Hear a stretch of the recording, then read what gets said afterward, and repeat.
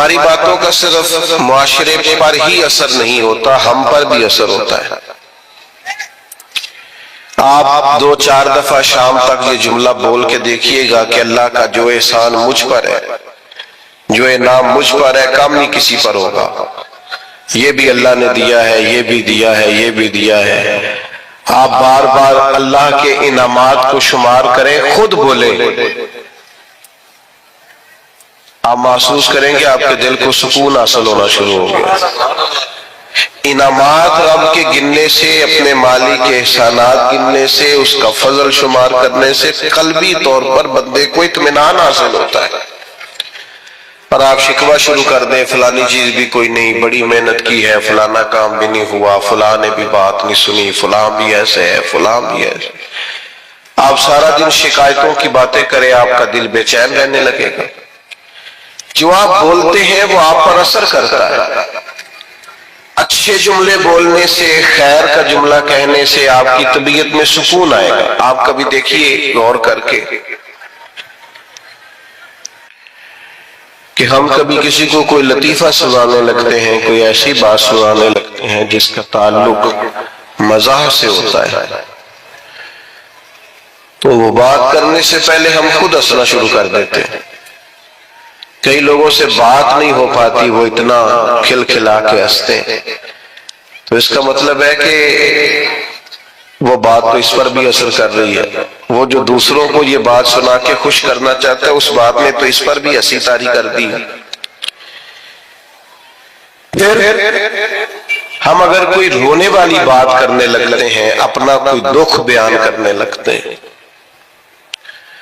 کوئی ایسا جملہ بولتے ہیں جو ہماری زندگی کا تلخ تجربہ ہوتا ہے، تو بات کرنے سے پہلے بندہ خود رو پڑتا ہے، لوگوں کے آنسو چھلکتے ہیں، کئیوں کی ہچکیاں بن جاتی ہیں، بات نہیں ہوتی۔ تو اس کا مطلب ہے کہ ہماری باتیں صرف دوسروں پر ہی اثر نہیں کرتی، ہماری باتیں ہم پر بھی اثر کرتی ہیں۔ تو 3 باتیں ہو گئیں تمہید کے طور پر۔ ایک تو یہ کہ زبان کا صحیح استعمال کریں، یہ اللہ کی نعمت ہے۔ دوسرا یہ کہ اس کو جب آپ بولتے ہیں تو اس کا اثر سوسائٹی پر ہوتا ہے۔ تیسرا یہ کہ ہم پر خود بھی اس کا اثر ہوتا ہے۔ اب آئیے اصل مضمون کی طرف کہ جب ہم نے بولنا ہی ہے اور ہمارے بولنے کا فائدہ ہونا ہی ہے معاشرے پر بھی، ہم پر ہی، تو کیوں نہ پھر ہم اس طرح کریں کہ یا خدا کا ذکر کریں یا مدینے والے مصطفیٰ کا ذکر کریں۔ خالی ذکر کرنے سے ایک ہے نبی پاک علیہ السلام کی تعلیمات پر عمل کرنا،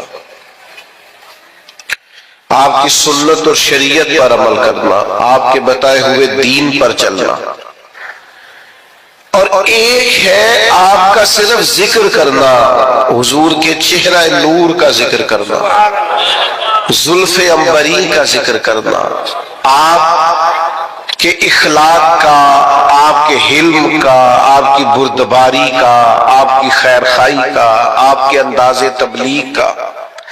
یہ خالی ذکر کرنا بھی بڑا معنی رکھتا ہے۔ قرآن مجید نے کہا وَرَفَعْنَا لَكَ ذِكْرَكَ، اے محبوب علیہ السلام، ہم نے آپ کے لیے آپ کے ذکر کو بلند کر دیا، آپ کی خاطر آپ کے ذکر کو، آپ کے تذکرے کو اللہ تعالیٰ نے بلندیاں عطا فرمائی ہیں۔ حضور علیہ السلام کا جو ذکر پاک ہے، اللہ نے اسے کتنا بلند کیا۔ حضرت جبریل امین علیہ السلام عرض کرنے لگے، یا رسول اللہ صلی اللہ تعالیٰ علیہ وسلم، رب کریم فرماتا ہے محبوب جہاں جہاں میرا ذکر ہوگا وہاں آپ کا بھی ذکر کیا جائے۔ ہم جب نبی پاک علیہ السلام کا ذکر کرتے ہیں، جب حضور کا ذکر سنتے ہیں، تو معاشرے پر اس کا اثر بڑا گہرا ہوتا ہے، ہماری اپنی شخصیات پر اس کا بڑا گہرا اثر ہوتا ہے۔ ہم جب حضور علیہ السلام کی یہ بات سنتے ہیں کہ نبی پاک نے مکے کے قریش کو معاف کر دیا، انہوں نے بڑے ظلم کیے، بڑی زیادتیاں کی، بڑی تکالیف دی، بڑی آزمائش میں ڈالا، اس کے باوجود اللہ کے حبیب علیہ السلام نے درگزر کا فیصلہ کیا۔ تو آپ یقین کریں جب بھی یہ سنتے ہیں نا، جب بھی یہ پڑھتے ہیں، جب یہ بیان کرتے ہیں، تو جنہوں نے ہم سے کوئی زیادتی کی ہوتی ہے انہیں معاف کرنے کو دل کرتا ہے۔ مزاج پیدا ہوتا ہے کہ یار چھوڑو، اگر ہمارے کریم نے اتنا معاف کیا ہے تو ہمیں بھی معاف کرنا چاہیے۔ جب ہم حضور کی تبلیغ کا ذکر کرتے ہیں کہ سرکار طائف تشریف لے گئے، عکاظ کی منڈیوں میں گئے، نبی پاک دور دراز لوگوں کے پاس پیغام دین لے کے گئے، پھر دل کرتا ہے یار ہمیں بھی تو کسی کو کہنا چاہیے نا یار نماز پڑھا کر، ہمیں بھی کسی سے کہنا چاہیے قرآن مجید کی تلاوت کر، ہمیں بھی کسی کو کہنا چاہیے کہ اچھے اخلاق کا مظاہرہ کر۔ آپ جب حضور کے حلم پاک کا ذکر کرتے ہیں، بردباری کا،